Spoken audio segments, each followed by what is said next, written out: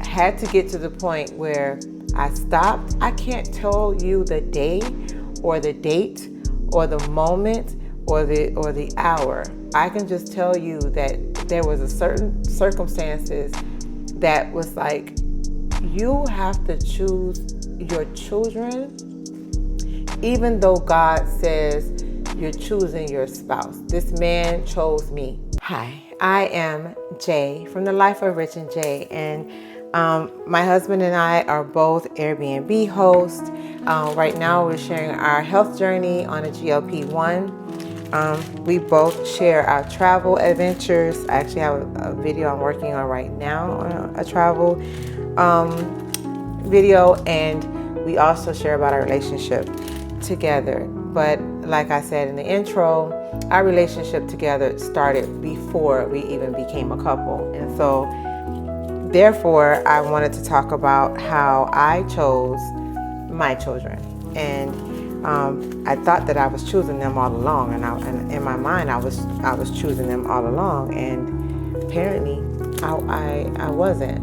So I got married April 3rd of 1999 is when I got married to my first husband.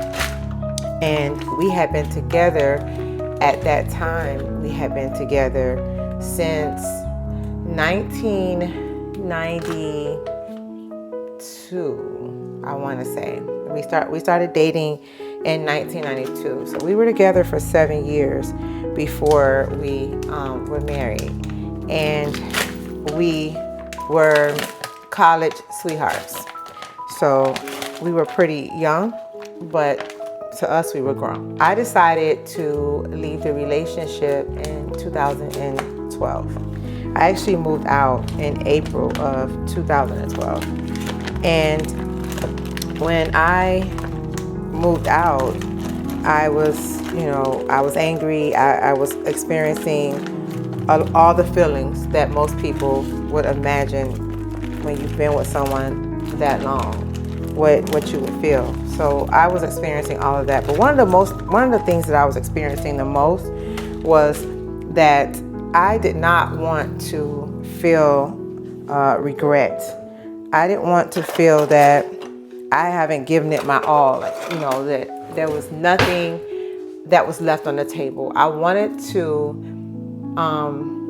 be sure that I have done everything that I can possibly do to make this marriage work. And so, although before I left, we started having, you have to bear with me, there's gonna be a lot of deep breaths, there's gonna be a lot of ums, because, I'm going to a place. So before I left, we did try marital counseling. So before anyone says anything, we did try marital counseling. We went to a young lady.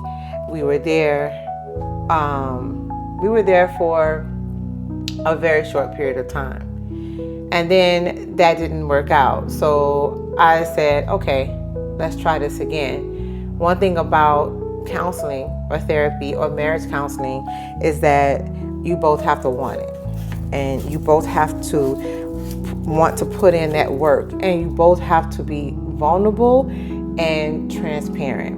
And that's the only way it's going to work. And so with us, we were there, and I believe we were there for different reasons, but we were there. One of the times that we went, we actually did family counseling. And even in that family counseling, my eyes started opening up because my children were super guarded.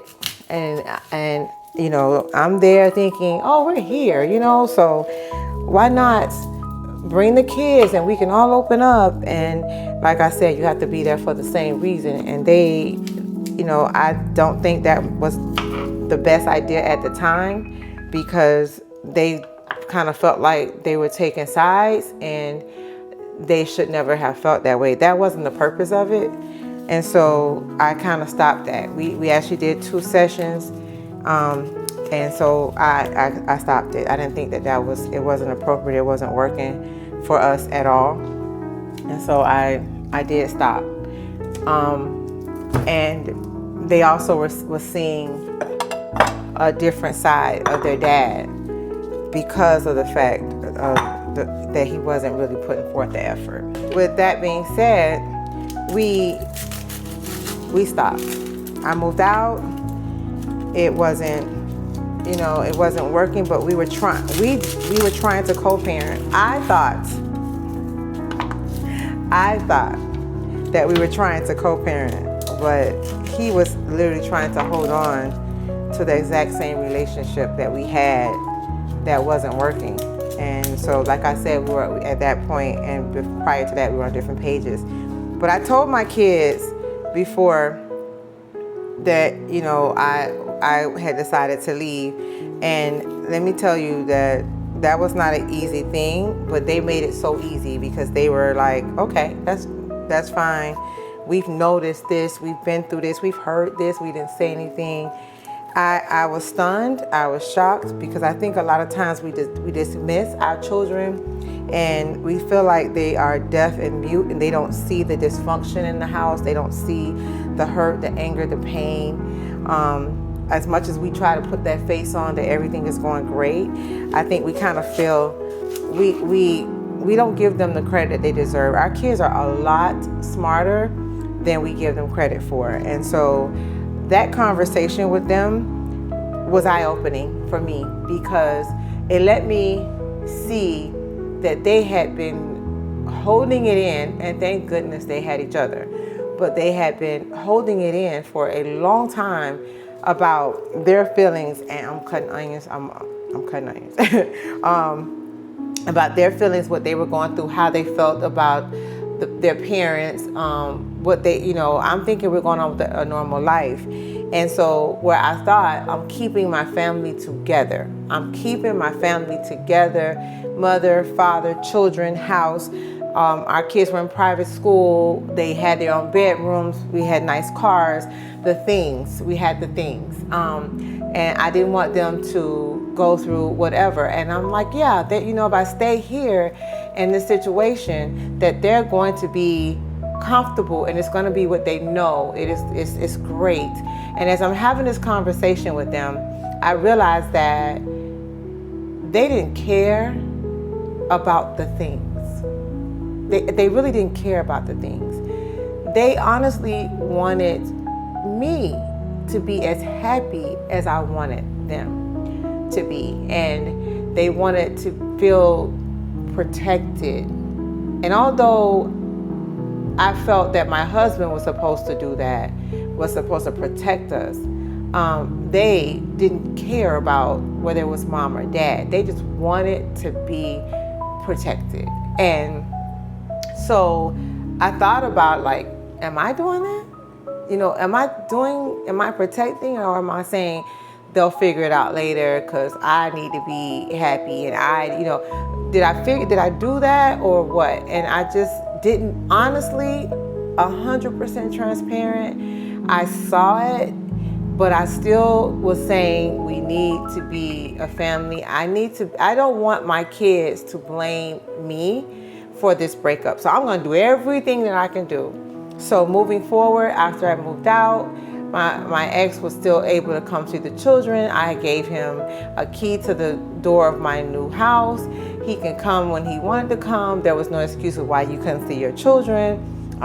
There's some other things I did that gave him absolutely no excuse not to see his children. And there was no custody arrangement. There was no pick them up on this date. It's hey, your dad, it's kind of what we're doing before, but we're just in different places, And the kids got a little bit more agitated and more uncomfortable. It was like, why did we leave our house for it to be the same? And I allowed my kids to talk to me before I left. So I definitely allowed them to talk to me after I left. And they said that, and I still was saying, but it's your dad, we want to make it whatever. And so him and I went to counseling, marriage counseling again. This time we stayed in marriage counseling a little bit longer. So we were in marriage counseling maybe about 4 months. And in that marriage counseling, these counselors, therapists that I had before were certified mental health therapists. The one that we had once I left was actually a pastor that I trust very much. And even he said, I think you guys would do better as friends. And that was so hard to hear the man of God to say that. But because we had a relationship with him, I had a relationship with him and his wife, I would expect for him to be as honest with me as possible as opposed to somebody else, right? But one of the other therapists actually said that to me as well. There's 2 times that I heard that. And then I can still say that nobody ever asks about the kids and if what we're doing was right for the kids. So with that being said, I said to myself, wait a minute, I need to be stronger for them. I need to be stronger for them. I need to be stronger. So I realized with that,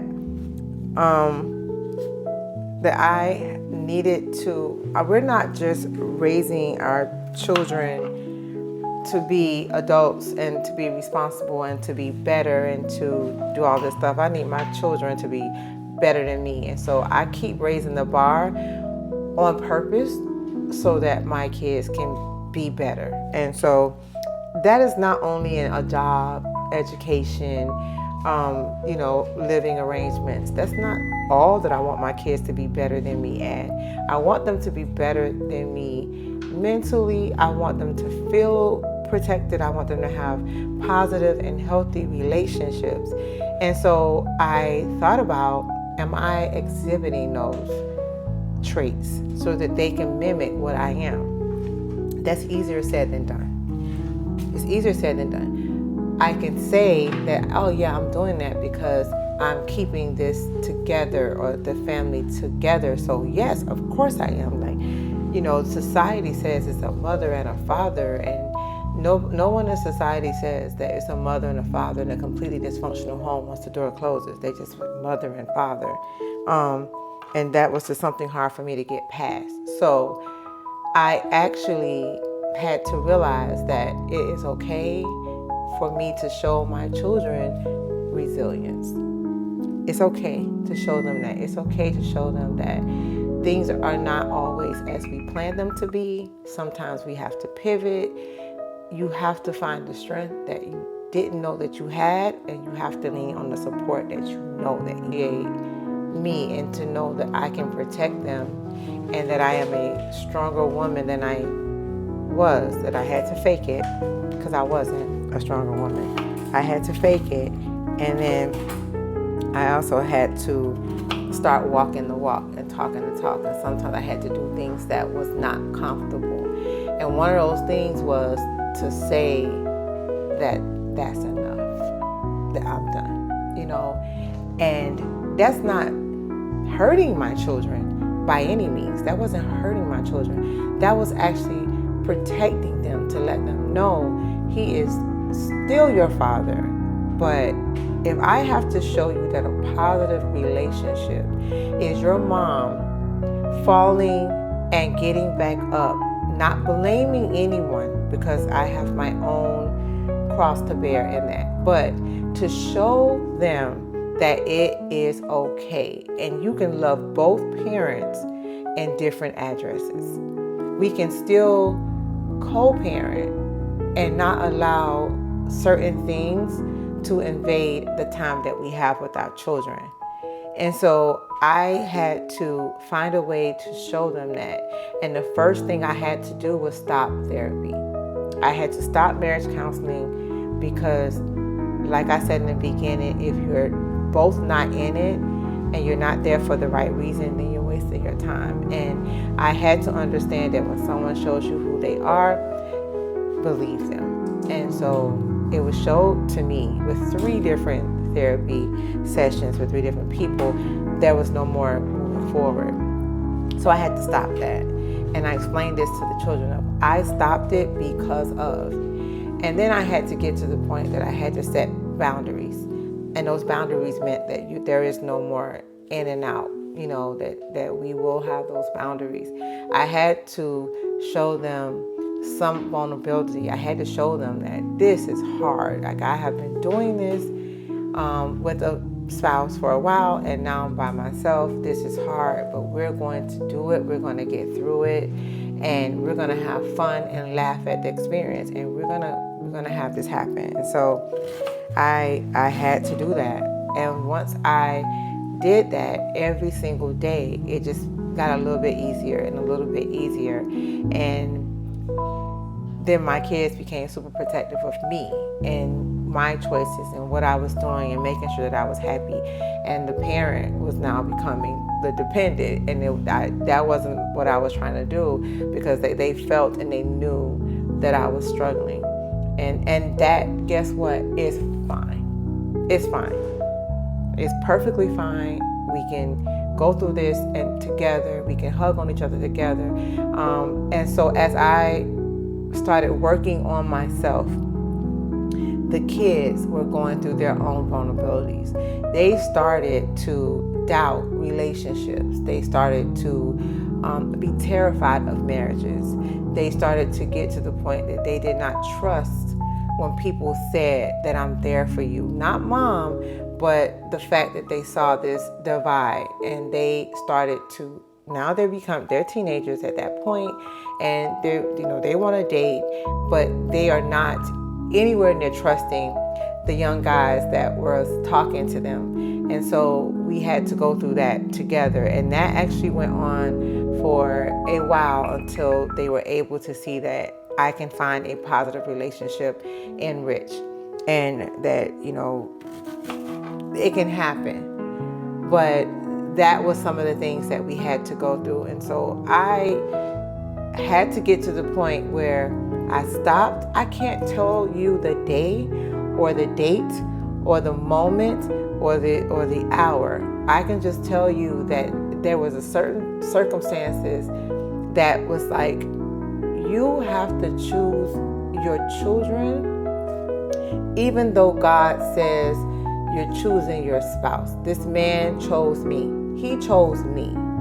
And even though he chose me, he may not have chose me for the right reason. And so God was not going to bless that union any more than he had already blessed it. And that was all that we were going to get out of that union. And that's okay.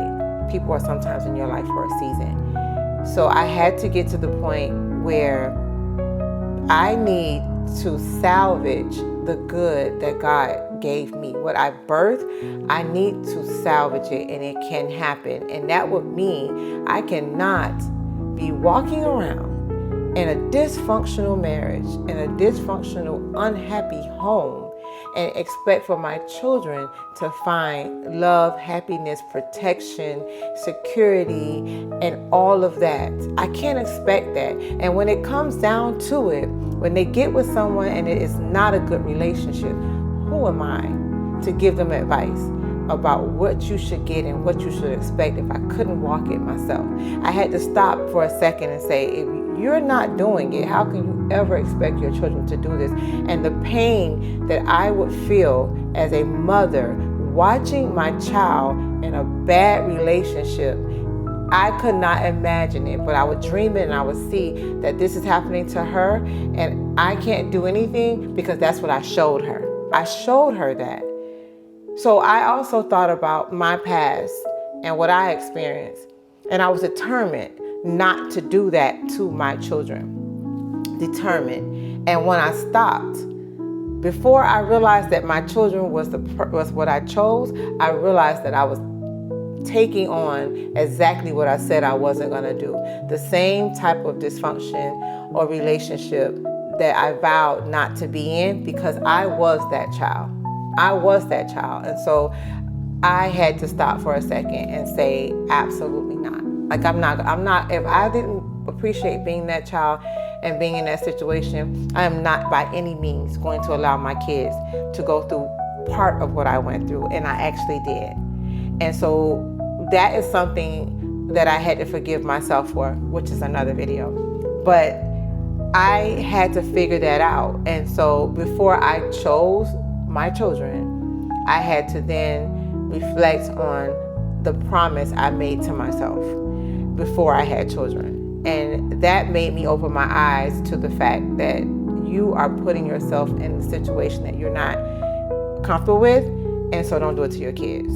So I chose them. I chose them. I chose them. I was screaming out to anyone else. I chose them over and over and over again. This is not saying anything about my ex-husband or anything about the choices that we both made. It is saying that no matter what happens, I need my kids to remember that I chose them. I chose them when I gave birth to them. I chose them when they were growing up, and I chose them when times were hard.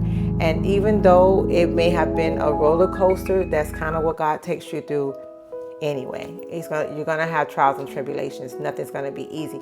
And so, to wrap this up, if there's anyone that understands what I'm saying, make sure that you comment below.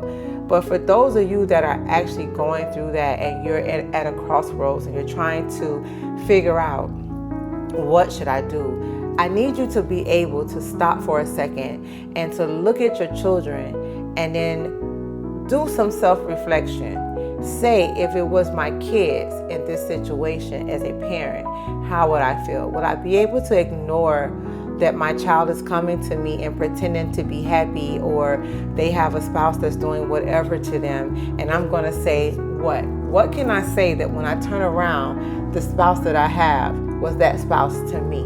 Or am I going to be the person that lives what I am expecting and what I speak and what I want for my children? Am I that person? Is it hard? It is effing hard. Don't get me wrong. But am I that person? I need for you to just think about that if you're in those situations right now. It is baby steps. You're taking baby steps. But once you say that you're going to do it, believe it or not, it will fall into place. If it's not something that God put together, it is going to crumble. No matter how much you put tape on it, it is not going to be there. You're going to sacrifice whatever it is that God has for you, and you're going to take your children down with you because of that. Because they do grow up and they leave. And when they leave, you want them to come back and you want them to genuinely want to be in your house. But you're not going to get that if it's something that is just tumultuous or if there's always issues.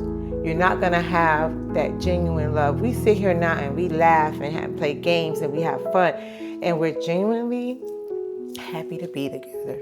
We're happy to be together. So that's literally what this video is about, and I don't know why I'm doing this video, but God has been putting it on my heart to do it, to talk about it. And even though it may be shameful to me or someone else that I doubted it, I took my time, I did.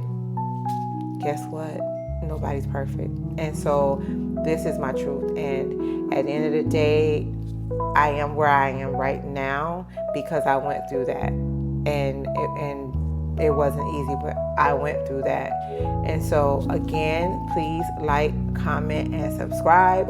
I want to try to be a little bit more open, but I'm going to be honest, I got to pray about it. And I have to let God guide me on what I'm willing and I'm able to share. But I'm going to try to share a little bit more about what got me here and my relationship with my husband now and how I feel about it. So thank you for joining me. I'm going to get back to my turkey burger because my husband is home and hungry. And again, I'll see you in the next one. Bye.